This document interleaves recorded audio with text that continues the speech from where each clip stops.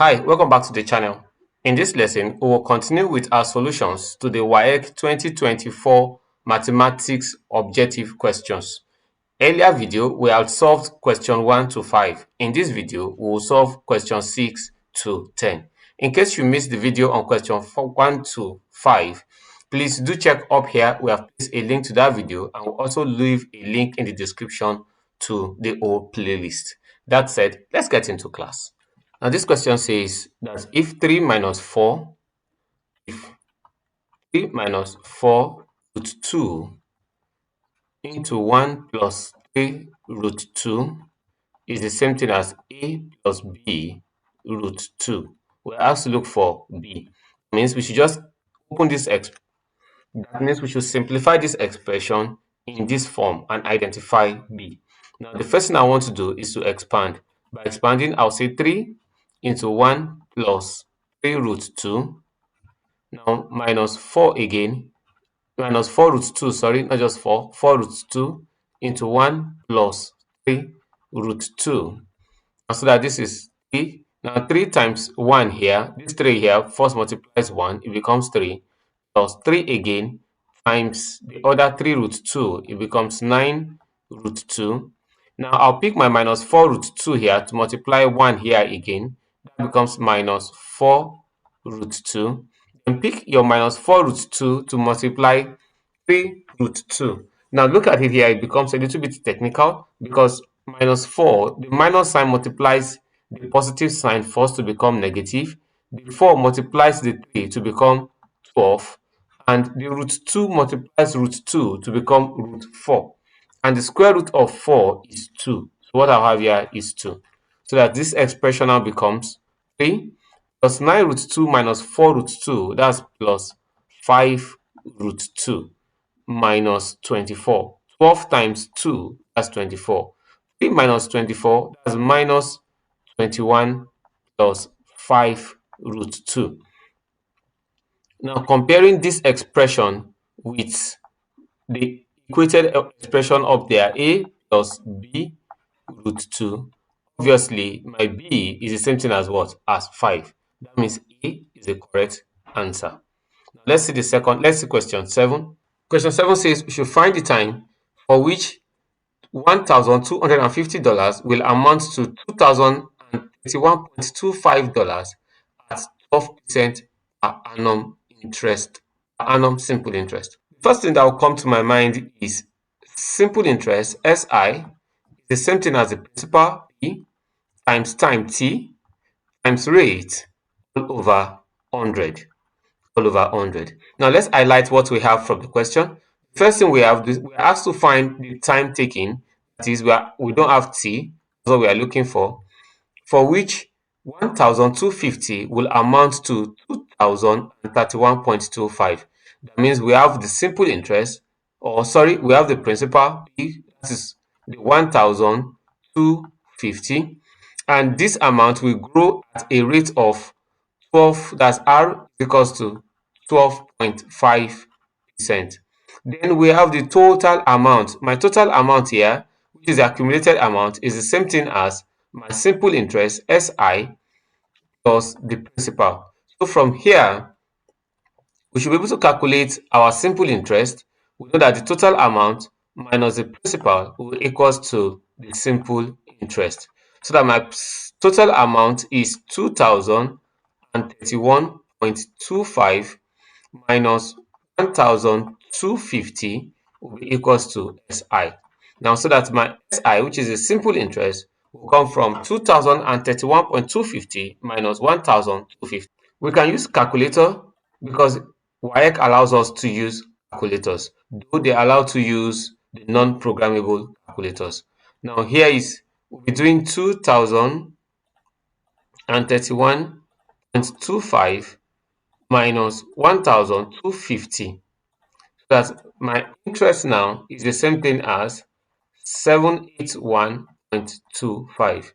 That's 781.25 will be the same thing as principal, that's 1,250 times t and times rate of 12.5 all over 100.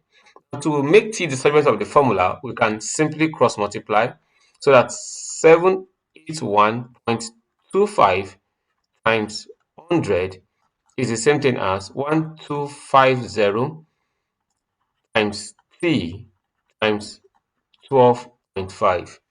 But let me solve for t at this side. To solve for t will now be the same thing as 781.25 times 100 divided by 1250 times 12.5.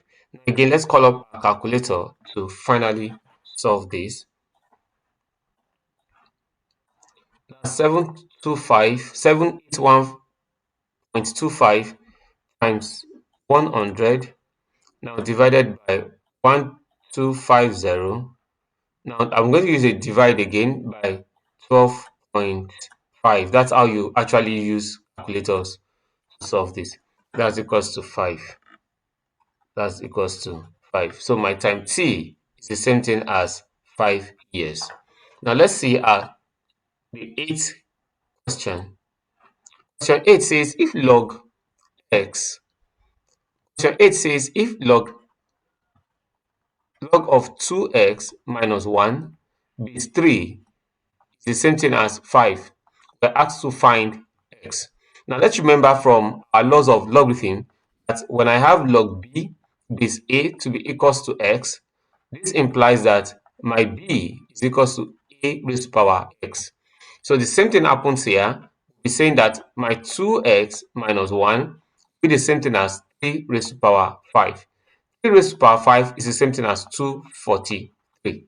So that 2x will be the same thing as 243 plus 1. What have I simply done? I have just collected, permit my spelling, like terms. I've collected like terms.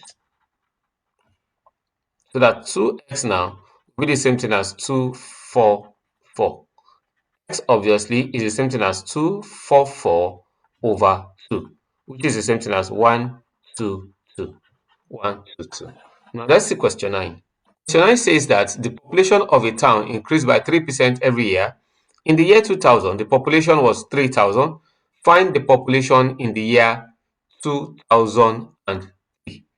Now, the first year is the year 2000.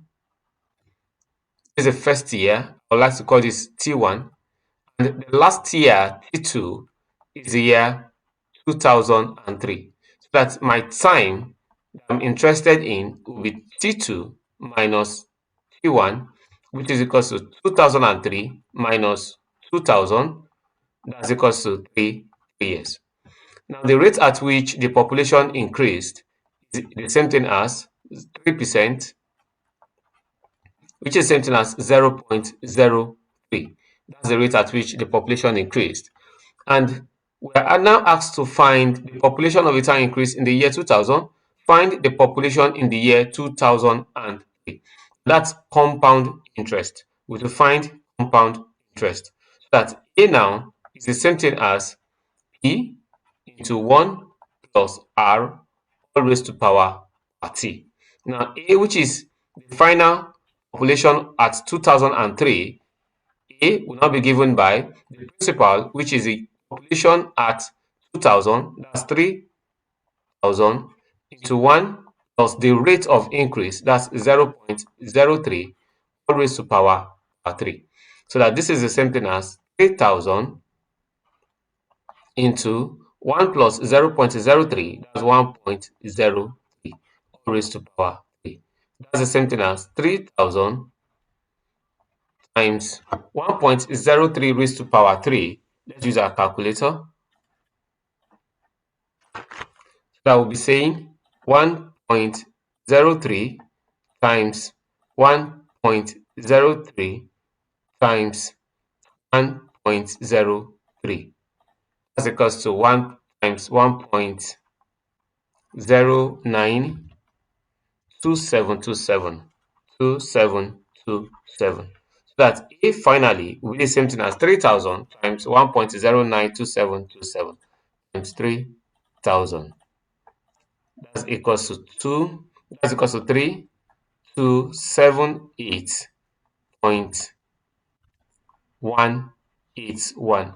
Now, in this question, we're actually interested in population, and you cannot have population of persons in fraction. So we have to approximate to the nearest whole number. For this, you see that this is point 0.1. Point 1 is less than 0.5, so that we'll approximate this to 3278. 3278, making B our answer. Let's see the last question, question 10. And the last question in this series, question 10 says a trader gave a change of 540 instead of 570 to a customer. Now, calculate the percentage error. In calculating percentage error, you have to be a lot careful because you have to determine your actual and you have to determine your error. Now, my error in this case is the absolute, which is what was given, minus the actual. Now, instead of 570, here my actual is actually 570. That's 570. That's what the trader ought to have given. Now, but the error or the absolute, what she gave is tagged at 540. Now, calculate the percentage error. Now, my error itself is the same thing as 570 minus 540. Now, percentage error will come from my error over the actual times 100%. Times 100%. Now, so that my error here is 570 minus 540, which is equals to 30, or equals to 30 over the actual is 570 times 100%. Now, here is 30. I'll prefer this 0 cancels this 0. Yes, 3 cancels 1 here, and 3 in 5, that's 1, in 27, that's 9. So that my percentage error is the same thing as 100 over 19%. Now, if you look at our objective, what we have everything in improper fractions. So we have to express this as an improper fraction. Now, to make it easier for us in an exam hall, I will just make it easier for this. I will not advise you use your calculator in an exam hall. Look at the objective. You see you have 555. Then I'll just simply multiply now 19 by 5. So that this is 5 times 9, that's 5. 45, I'll carry 4. 5 times 1 again, that's 5 plus 4, that's 95. 95 from 100, I'm left with 5. That means this is the same thing as 5 over 19, making A the answer to this solution. Making A the answer to this problem. With this, we've come to the end of this lesson. Thank you for staying with us. In our next lesson, we'll be considering question 11 to question 15 of the Waec 2024 mathematics objective. Thank you for staying with us and see you in our next class.